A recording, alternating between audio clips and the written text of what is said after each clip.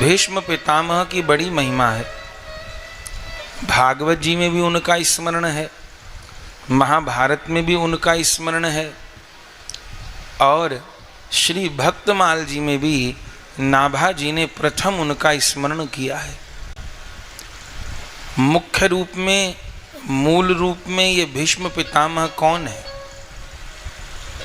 बोले वशिष्ठ जी महाराज के पास में एक कामधेनु गाय है जो उनको दिव्य रूप से प्राप्त हुई है, और वो कामधेनु गाय ऐसी विलक्षण कि जो सब कामनाओं की पूर्ति करने वाली। वशिष्ठ जी अपनी कामधेनु गाय की बड़ी यत्न पूर्वक सेवा करते, और वह कामधेनु गाय वशिष्ठ जी की सेवा करती। माने वशिष्ठ जी के यहाँ यदि 1,00,000 लोग भी आ गए अतिथि के रूप में, तो कामधेनु गाय उन 1,00,000 अतिथियों के लिए तत्क्षण भोजन की व्यवस्था कर देती, जल की व्यवस्था कर देती। एक बार विश्वामित्र जी ने उस कामधेनु गाय को लेना चाहा था, तो उस कामधेनु गाय से दिव्य सैनिक निकल आए, और उन दिव्य सैनिकों ने विश्वामित्र जी की सेना को परास्त कर दिया था। ये पुराणों में कथा है। तो वो बड़ी चमत्कारिक गाय वशिष्ठ जी के पास, जिसका नाम कामधेनु। तो उस कामधेनु गाय को बड़े बड़े लोग प्राप्त करना चाहते थे। केवल मनुष्य नहीं, देवता भी कामधेनु गाय के ऊपर लुभायमान थे। एक बार धर्म के 8 पुत्र, जिनको अष्टवसु कहते हैं, इन 8 पुत्रों ने, धर्म देवता के 8 पुत्र 8 वसुओं ने वशिष्ठ जी की कामधेनु गाय को चुराना चाहा, और जैसे चुराना चाहा तो कामधेनु कोई सामान्य गाय तो थी नहीं, तो वो चिल्लाई, और उसी समय वशिष्ठ जी आ गए। कामधेनु गाय ने वशिष्ठ जी को कहा, या तो आप मेरी रक्षा करिए और न तो मैं स्वयं अपनी रक्षा करूं। तब वशिष्ठ जी ने उन धर्म के 8 पुत्रों को मृत्यु लोक में जाने का श्राप दिया कि आप वसु रूप हो, देव रूप हो, और देवता होकर के एक ब्राह्मण की गाय चुराते हो, गाय को जबरन लेना चाहते। तो 8 पुत्रों को मृत्यु लोक में पुत्र रूप में जन्म लेने का श्राप दिया। उस समय ये 8 धर्म के पुत्र व्याकुल हो गए और वशिष्ठ जी से क्षमा मांगने लगे कि हमको क्षमा कर दीजिए, हमने आपकी गाय चुराने का प्रयास किया पर चुराया तो नहीं, तो आप हमको क्षमा कर दीजिए। वशिष्ठ जी ने कहा कि अब श्राप तो लग गया और तुम 8 को एक बार जन्म तो लेना ही पड़ेगा। बोले जन्म लेंगे तो और माया में फंस जाएंगे और पाप कर्म होंगे, तो कुछ ऐसा हो कि हमारा जन्म हो और जल्दी ही मानव देह को छोड़ के हम दोबारा देव स्वरूप को प्राप्त कर लें। बोले ऐसा कब होगा? बोले गंगा मैया पाप को क्षय करने वाली हैं। गंगा स्नान से बड़े बड़े पाप क्षय होते हैं। तो गंगा जी को विनती की, गंगा जी दयालु हो गईं और गंगा जी ने कहा कि तुम 8 जन्म लोगे और मेरे यहाँ पुत्र रूप में जन्म लोगे, और तुम 8 का मैं ही उद्धार करूंगी।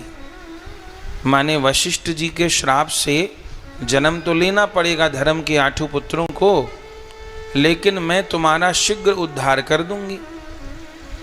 गंगा जी ने जिम्मा ले लिया। आगे चल करके गंगा जी पर महाराज शांतनु मोहित हो गए और महाराज शांतनु का गंगा जी से विवाह हुआ।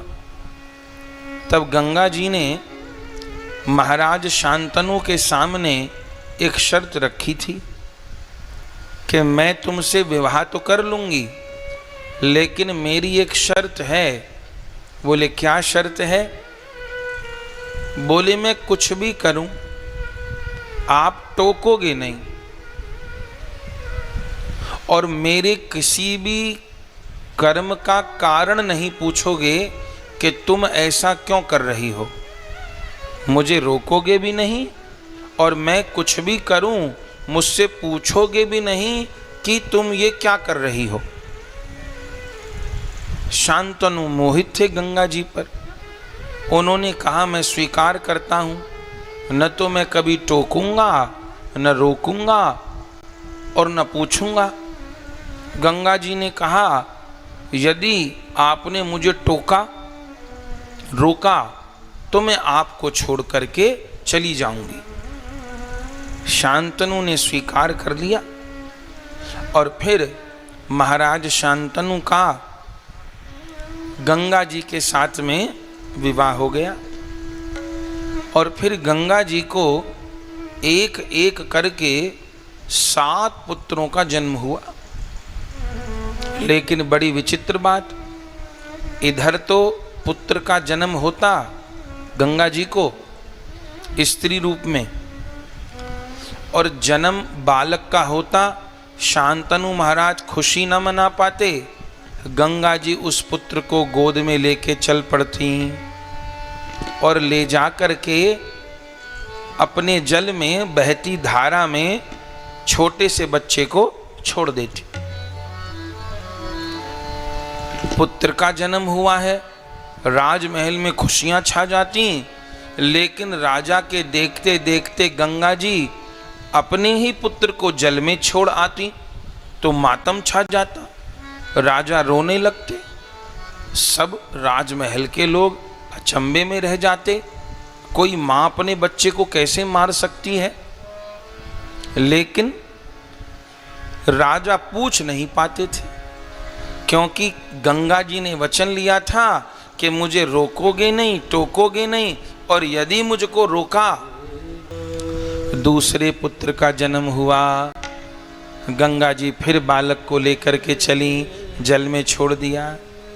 तीसरे का जन्म हुआ, चौथे का जन्म हुआ, 5वें का जन्म हुआ, 6ठे का जन्म हुआ, 7वें का जन्म। 7 बालकों का जन्म हुआ और 7 को पैदा होने के थोड़ी देर बाद ही मां ने ही जल में डाल दिया। वे बच्चे समाप्त हो गए। अब तो महाराज पूरे राजमहल में, पूरे नगर में, पूरे देश में ये बात फैल गई कि ये राजा ने कैसी रानी से ब्याह किया है। हम तो तरस रहे थे कि राजा के यहाँ वंशज पैदा हो, संतान का जन्म हो, और ये कैसी रानी आई है जो अपने से पैदा बच्चे को ही जल में डाल देती है। अब की बार 8वें बालक का जन्म हुआ और 8वें बालक का जन्म हुआ, गंगा जी उसको भी लेके चल पड़ी। अब राजा से नहीं रहा गया, पीछे पीछे भागे और जैसे जल में डालने को थी तभी राजा ने गंगा जी का हाथ पकड़ लिया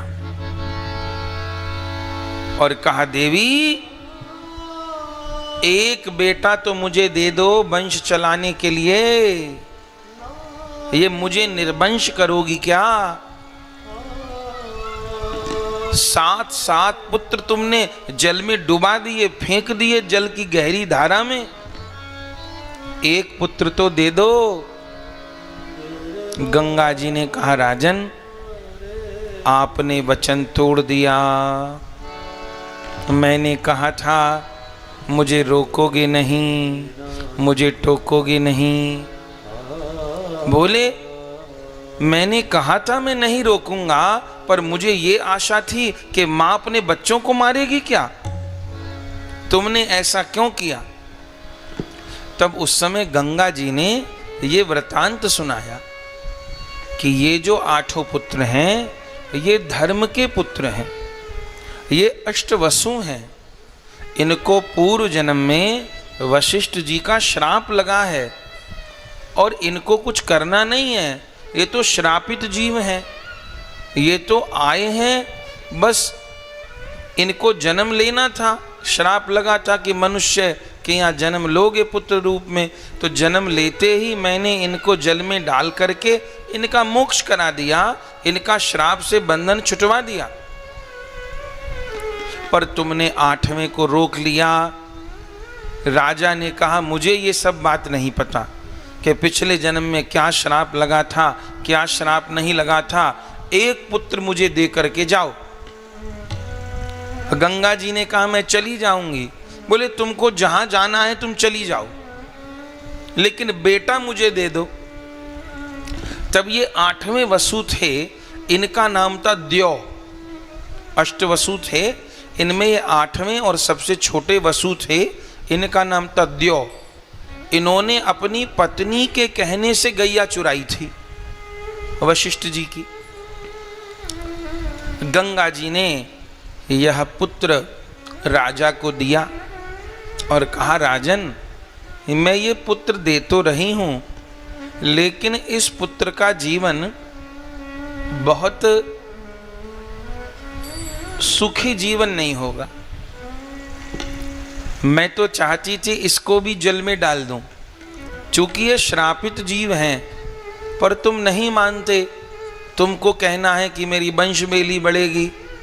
तो राजन दे तो रही हूं, पर ध्यान रखना इस पुत्र से तुम्हारी वंश बेली नहीं बढ़ने वाली, और ये पुत्र जीवन में कष्ट पाएगा, दुख पाएगा।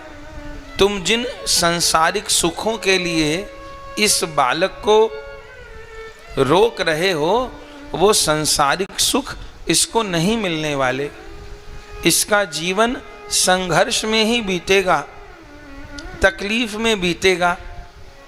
पर तुम नहीं मानते तो लो रखो, पर हाँ इसका मेरे द्वारा जन्म हुआ है और मूलतः ये धर्म का पुत्र है, धर्म का स्वरूप है, तो इसके द्वारा धर्म का आदर्श उपस्थित होगा, इसके द्वारा भक्ति का आदर्श उपस्थित होगा।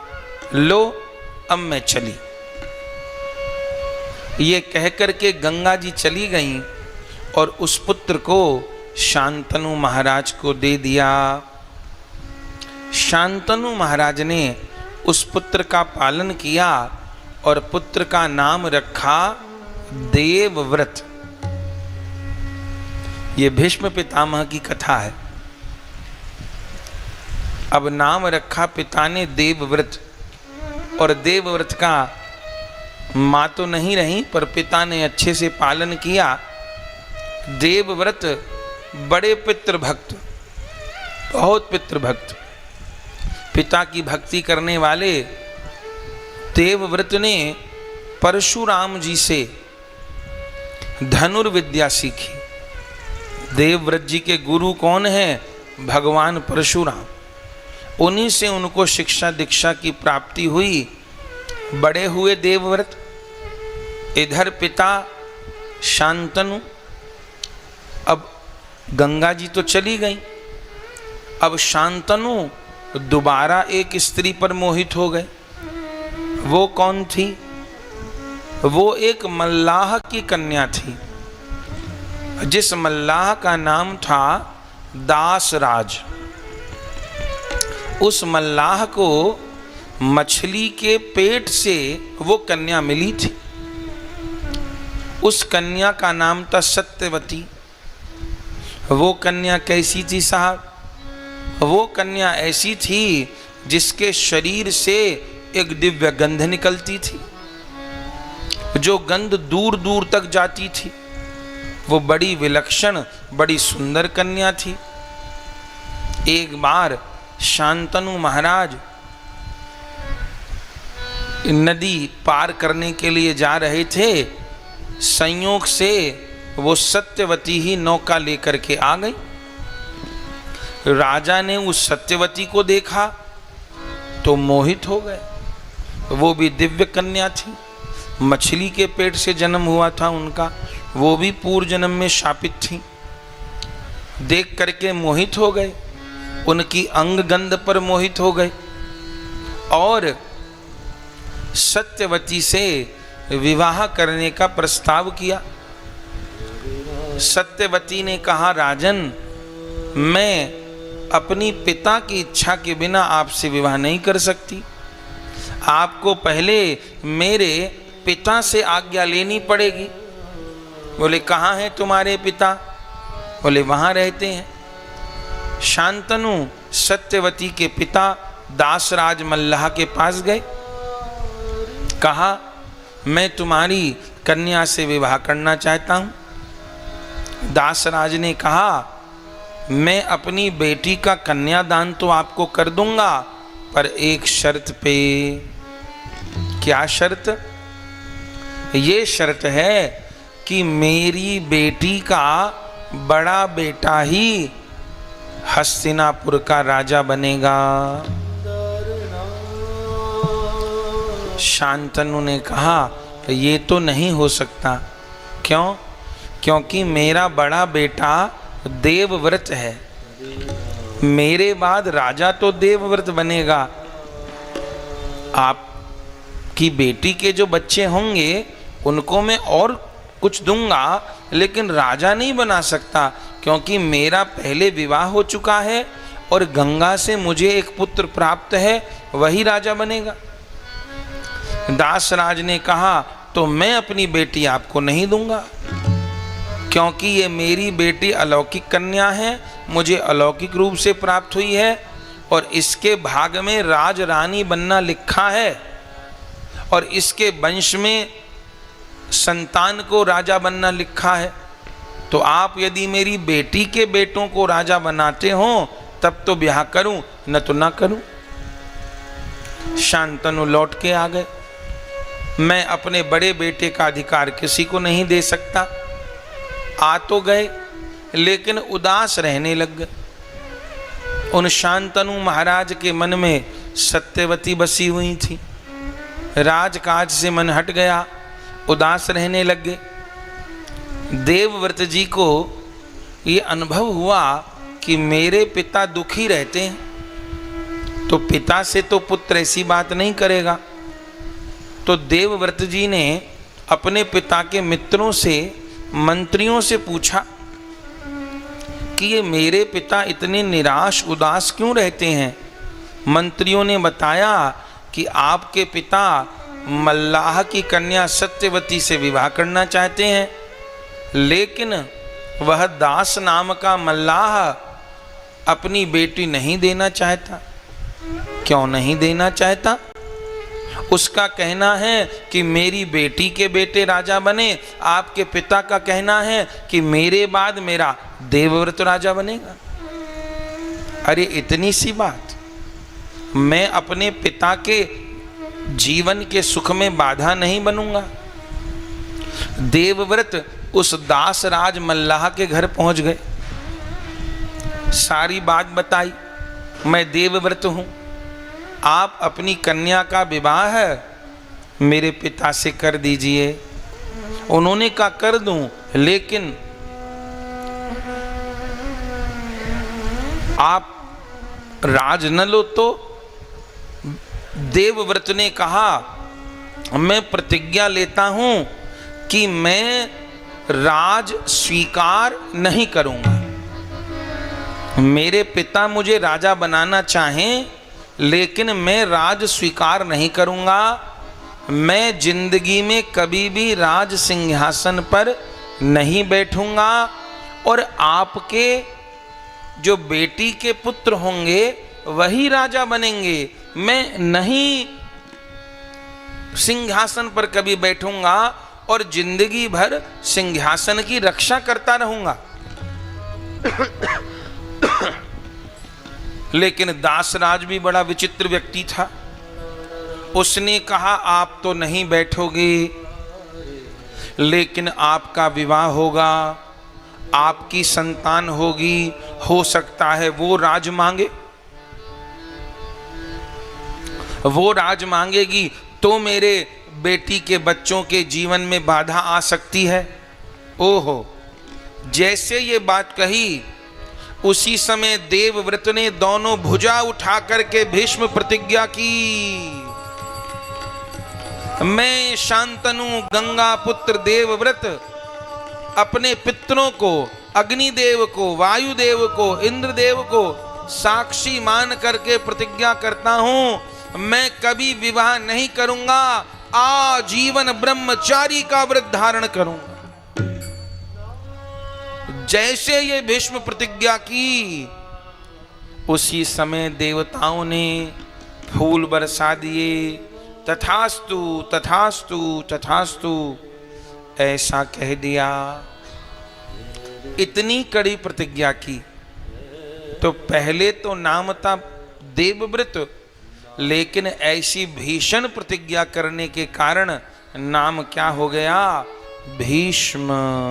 कहिए भीष्म जी महाराज की जय।